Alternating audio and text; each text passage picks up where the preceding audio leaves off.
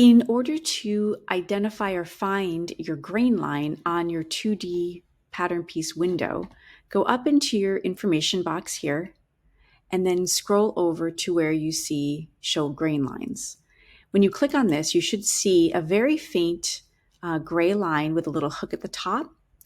In some cases, if this is a symmetrical pattern with a dotted line down the center front or center back, the system will place that grain line directly on top. So you're looking for that little hook on the top.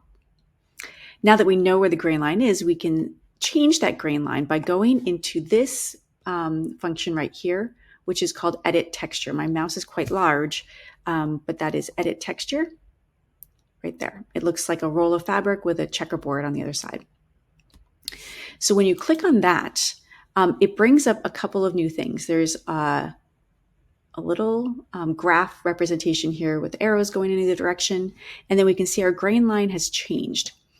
This means we can now click on our grain line and it becomes highlighted and editable. You can rotate this yourself if you have a known value that you'd like to rotate. While you are moving it like this and rotating it, you see I've got two arrows forming a circle.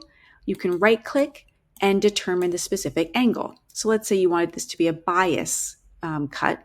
You can change that angle to 45 degrees. And when you hit OK, it'll be changed. Within that same function, you can also hover over, and when you get to the center where you see a cross, you can right click, and this brings up a different menu. You can instead align the grain to an x-axis, align the grain to y-axis, which is vertical, or align grain parallel to a selected line. So let's say we wanted it as a selected line here. So I'm going to select that option. I'm going to select a grain line or another line in which to orient my grain line, and you can see that it's rotated upwards.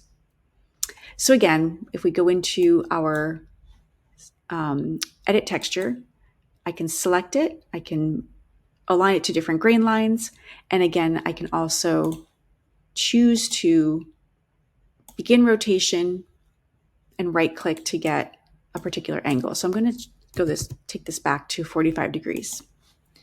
So when I'm looking at my piece then, you can see that the piece itself has not changed the rotation, only the grain line has.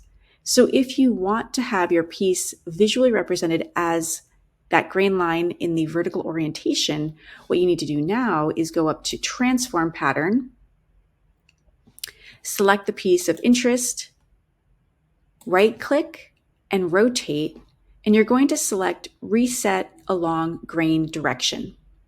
It's going to naturally put the grain direction vertically and your piece will follow line.